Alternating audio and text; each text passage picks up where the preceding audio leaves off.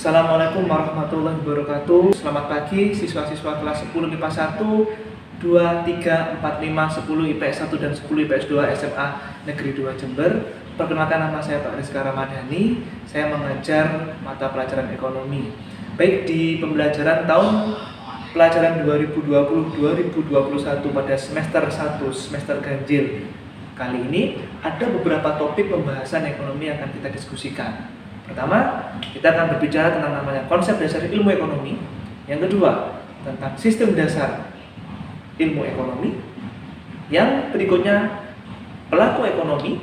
Yang keempat, mekanisme pasar. Kita akan berbicara tentang namanya pasar persaingan sempurna, pasar persaingan tidak sempurna, pasar oligopoli, pasar monopolistik, kemudian pasar monopoli. Ada berbagai macam nanti jenis pasar yang kita diskusikan.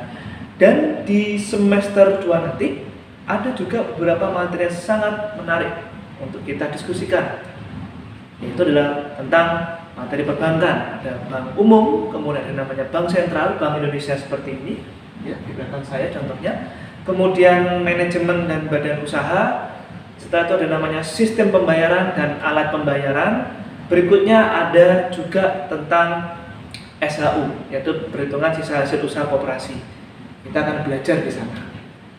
Saya minta kepada seluruh siswa untuk mempelajari topik-topik tadi dari berbagai sumber media pembelajaran, agar nanti Anda akan semakin paham ketika saya menerangkan kepada kalian semua.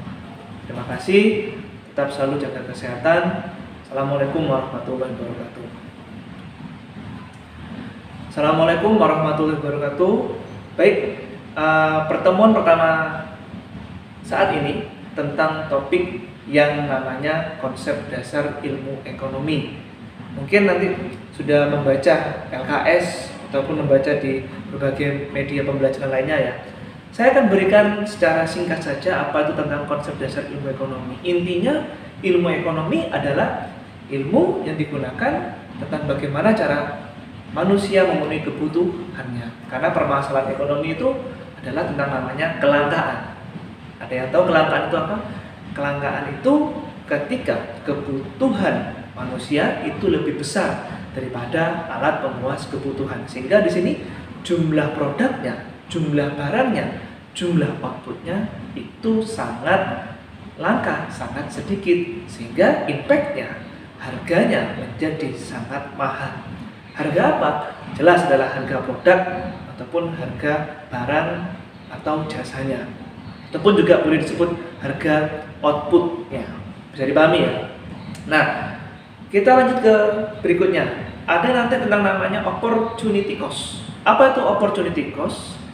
Opportunity cost bisa didefinisikan, bisa diartikan sebagai biaya kesempatan, biaya peluang, ataupun biaya yang harus direlakan, dikorbankan karena kita memilih biaya yang kita anggap lebih baik, lebih tinggi. Itu adalah konsep dasar opportunity cost. Misalkan dalam kondisi pandemi COVID-19 saat ini, saat pilihannya adalah kita melakukan pembelajaran online, virtual, daring seperti ini, maka yang menjadi opportunity cost-nya, saya tidak bisa berjumpa Anda secara offline di kelas ya, tapi Anda bisa mendapatkan materi dari saya dengan menggunakan sistem online seperti ini. Jadi ada sebuah pilihan yang harus kita laksanakan. Itulah konsep dasar namanya opportunity cost. Sehingga pada saat Anda datang ke sekolah, pasti Anda akan mengeluarkan konsumsi untuk motor Anda, beli BBM ataupun membawa bekal. Tetapi ketika kita melakukan pembelajaran online seperti ini, Anda tidak usah mengeluarkan komponen-komponen biaya tadi. Biayanya digantikan dengan menggunakan pakai data internet seperti ini. Itu adalah salah satu contoh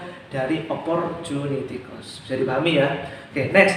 Ada juga tentang yang namanya prinsip ekonomi. Nah, mungkin sudah membaca di berbagai macam literasi ya, salah satunya LKS juga, bahwa prinsip dasar ilmu ekonomi ya, itu dengan pertama ada dua cara membahasakannya ya. Mau diperhatikan, yang pertama adalah dengan biaya minimum keuntungan ataupun hasilnya tertentu. Yang kedua dengan biaya tertentu, keuntungan ataupun hasilnya adalah maksimum. Jadi di sini ada tiga kata yang menjadi kunci: tertentu, kemudian biaya minimum, kemudian ada namanya keuntungan yang maksimum. Kalau Anda menggunakan kata-kata tertentu, saya ulang, dengan biaya tertentu keuntungannya maksimum. Kalau menggunakan kata-kata minimum berarti apa? Dengan biaya minimum keuntungannya tertentu. Bisa dipahami ya? Lanjut. Ada lagi namanya motif ekonomi.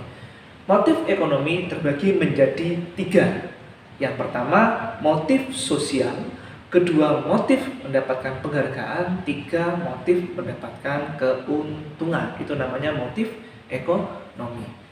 Kemudian saya lanjutkan lagi ke namanya aktivitas ataupun tindakan ekonomi. Aktivitas ataupun tindakan ekonomi ada 3. Yang pertama adalah produksi, 2 distribusi, 3 konsumsi.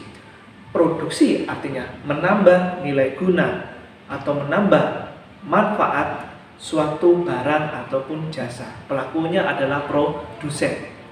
Kemudian kalau distribusi berarti menyalurkan nilai guna barang dan jasa dari pabrik kepada konsumen, dari produsen kepada konsumen. Itu namanya distribusi. Yang nomor 3 adalah namanya konsumsi. Konsumsi adalah menghabiskan, mengurangi nilai guna, nilai manfaat barang atau jasa. Pelakunya adalah konsumen. Jadi bisa dipahami ya. Nah, kemudian saya lanjutkan berikutnya ke namanya jenis-jenis kebutuhan dan alat pemuas kebutuhan. Jenis-jenis kebutuhan yang akan saya share di sini antara lain 1. Jenis kebutuhan berdasarkan intensitas. Intensitas itu adalah kepentingan. Ada namanya kebutuhan primer, ya, kebutuhan sekunder dan kebutuhan tersier. Kalau primer itu adalah sandang, pangan, papan. Intinya begini, dalam masa COVID-19 seperti ini adalah industri yang masih tetap bertahan, tetap eksis. Coba apa? Iya benar, yaitu tentang namanya industri makanan dan minuman. Itu adalah bagian dari sektor industri primer, sehingga dia ketika dihantam COVID-19 seperti ini, dia tetap dibutuhkan oleh masyarakat karena dia masuk dalam tingkat kebutuhan berdasarkan intensitas. Paham ya? Kemudian kebutuhan berdasarkan subjektivitas, ada namanya kebutuhan individu dan kebutuhan kelompok. Nah, kacamata itu adalah kebutuhan individu, tapi kalau jembatan, kemudian jalan itu namanya adalah kebutuhan kelompok ataupun kebutuhan sosial. Kemudian ada lagi namanya kebutuhan berdasarkan waktu. Ada namanya kebutuhan saat ini dan kebutuhan masa depan. Oke, saya lanjutkan lagi. Ada juga tentang namanya alat pemuas kebutuhan. Alat pemuas kebutuhan itu istilahnya adalah produk. Produk dalam bahasa ekonomi bisnis itu disebut juga dengan namanya output. Produk terbagi menjadi 2. Yang pertama adalah barang, yang kedua adalah jasa. Barang bahasa ekonomi adalah goods, jadi pakai S ya, GOODS. Yang kedua adalah jasa. Jasa itu adalah service. Nah, kelangkaan tadi terjadi ketika ketidakseimbangan antara apa? Kebutuhan manusia dengan alat pemuas kebutuhan manusia. Di mana ketidakseimbangannya? Jumlah kebutuhan manusianya lebih besar daripada alat pemuas kebutuhannya. Sehingga yang terjadi apa? Produknya tadi semakin langka, semakin sedikit, sehingga harganya itu menjadi sangat mahal. Baik, itu dulu untuk pertemuan pertama kita. Nanti saya akan lanjutkan di topik berikutnya tentang namanya sistem ekonomi. Terima kasih, tetap jaga kesehatan. Assalamualaikum warahmatullahi wabarakatuh.